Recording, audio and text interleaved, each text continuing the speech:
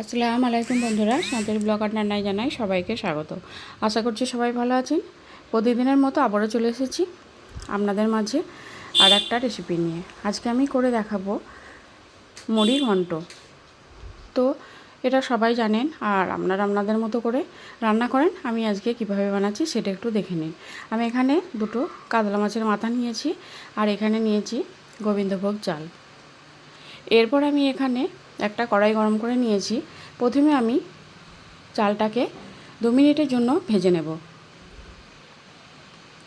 তো আমি এখানে চালটা দিয়ে দিয়েছি। এরপর 2 মিনিটের জন্য চালটাকে আমি ভেজে নেব। আর খুব সুন্দর একটা গন্ধ বের হয়েছে আর চালটার কালারটা একটু হালকা চেঞ্জ হয়ে গেছে। এরপর আমি এটাকে এখান থেকে তুলে নিয়েছি। এদিকে একটা মিক্সিং বোল নিয়েছি আর এর মধ্যে দিয়ে দিচ্ছি পানি। আর এখানে আমি চালটা দিয়ে দিলাম। চালটাকে 3 থেকে 4 বার ভালো করে পানি পাল্টে পাল্টে ধুয়ে নিয়েছি। এদিকে দেখুন মাছের মাথাগুলো আমি ভেজে নেব। তার জন্য আমি এখানে দিয়ে দিচ্ছি এর মধ্যে নুন আর হলুদ আর সামান্য দিচ্ছি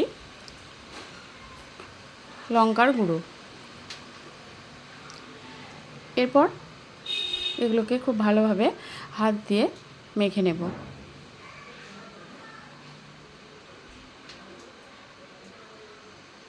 খুব ভালো করে মাছের মাথাটাকে এভাবে হাত দিয়ে মেখে নিয়েছি। এরপর আমি এটাকে ভেজে নেব। তার জন্য আমি এখানে একটা কড়াই গরম করে নিয়েছি আর এতে আমি দিয়ে দিচ্ছি পরিমাণ মতো সরষের তেল। আর আমি এখানে তেলটা একটু বেশি করেই দেব, কারণ এই তেলটার মধ্যেই আমি রান্না করে নেব। আর এই রান্নাটা আমি সরষের তেলেই করব। তেলটা গরম হয়ে গেছে, এর মধ্যে আমি দিয়ে দিলাম মাছের মাথাগুলো। মাছের মাথাটা দিয়ে দিয়েছি, দিয়ে আমি এইভাবে উল্টাপাল্টা করে মাছের মাথাটাকে খুব ভালো করে ভেজে নেব। তো দেখুন মাথাটা আমি এইভাবে করে ভেজে নিয়েছি আর একটু ভেঙে ভেঙে নিয়েছি যাতে ভালো করে ভাজা হয়। আর খুব ভালো করে না ভাজলে একটু কাঁচা গন্ধ থেকে যায়। তো এভাবে করে একটু ভেঙে নিয়েছি, নিয়ে আবারও একটু ভেজে নিচ্ছি। তো দেখুন এটা আমার ভাজা হয়ে গেছে। এরপর আমি এখান থেকে এটাকে উঠিয়ে নেব।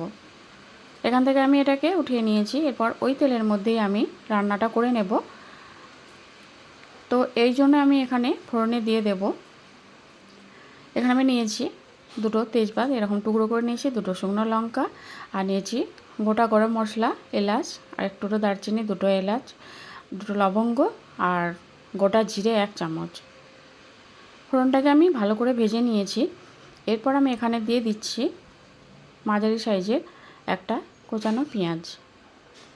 পেঁয়াজটাকে দিয়ে আমি খুব ভালো করে একটু লাল লাল করে ভেজে নেব।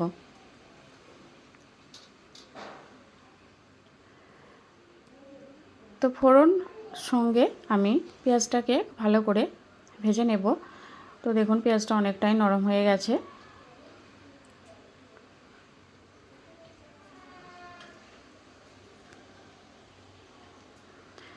তো পেঁয়াজটা এখানে ভেজে নিয়েছি।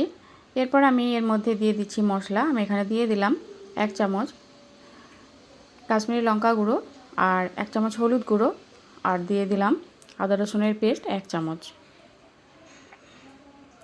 মশলাগুলো পেঁয়াজের সঙ্গে খুব ভালোভাবে ভেজে নেব।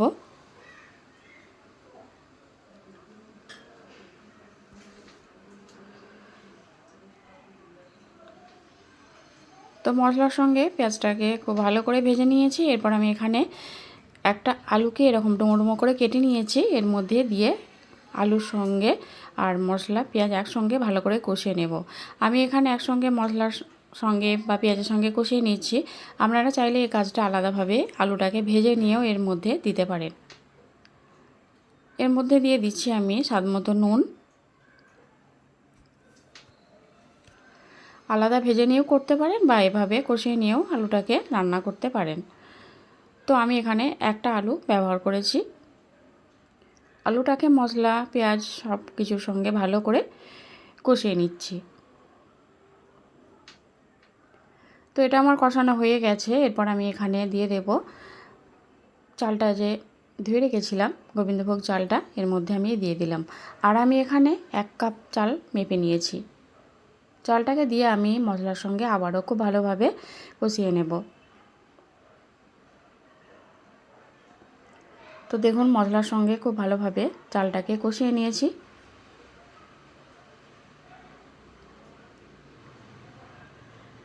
এভাবে করে 2-3 মিনিট ধরে আমি মশলার সঙ্গে চালটাকে কষিয়ে নেব।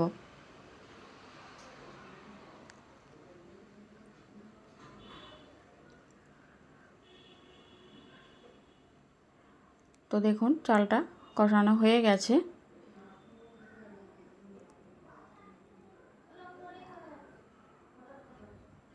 এরপর আমি এই কাপ মেপেই নিয়েছিলাম চালটা, আর এই কাপ মেপেই দিয়ে দিচ্ছি 2 কাপ পানি। আমি এখানে 1 কাপ চাল নিয়েছি, তার জন্য আমি এখানে 2 কাপ পানি দেব। 2 কাপ পানি দিয়ে দিলাম। এরপর আমি এটাকে একটু নেড়েচেড়ের সঙ্গে ভালো করে মিশিয়ে নেব। এরপর আমি এটাকে ফুটতে দেব। ভালো করে মিশিয়ে নিয়েছি। এরপর আমি এখানে দিয়ে দিচ্ছি 1 চামচ চিনি। চিনিটা অবশ্যই দেবেন, তা খেতে ভালো লাগবে।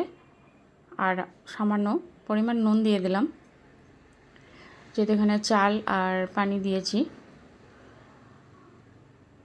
এরপর আমি এটাকে ঢাকনা দিয়ে ফুটতে দেব। তো দেখুন এটা আমার ভালোভাবেই ফুটে গেছে,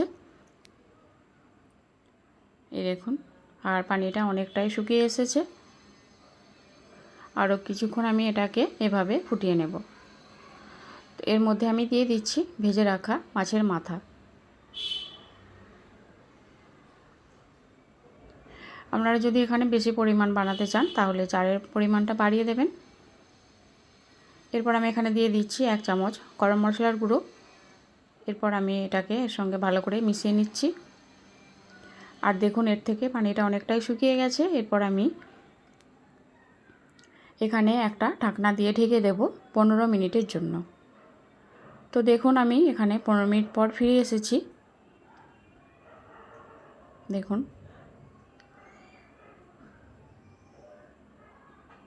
আবারও আমি 5 মিনিটের জন্য এটাকে ঢাকনা দিয়ে ঢেকে দিয়েছিলাম। একবার আমি এভাবে এটাকে দেখে নেব। আর এখানে আমি দিয়ে দিচ্ছি সবশেষে 1 চামচ ঘি। ঘিটা দিয়ে আমি এর সঙ্গে এভাবে ভালো করে নেড়েচেড়ে মিশিয়ে নেব। এটাকে আমি উল্টে দিচ্ছি এভাবে, দেখুন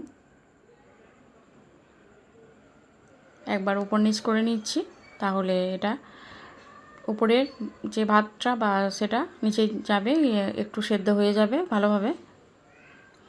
তো চামচ দিয়ে আমি একটা এভাবে উল্টে পাল্টে দিলাম। এরপর আবারও 2 মিনিটের জন্য ঢাকনা দিয়ে ঢেকে দিলাম। তো দেখুন ফিরে এলাম 2 মিনিট পর। আর এটা প্লেটে গরম গরম পরিবেশন করুন। এটা আমার একদম রেডি। তো কেমন হয়েছে অবশ্যই জানাবেন।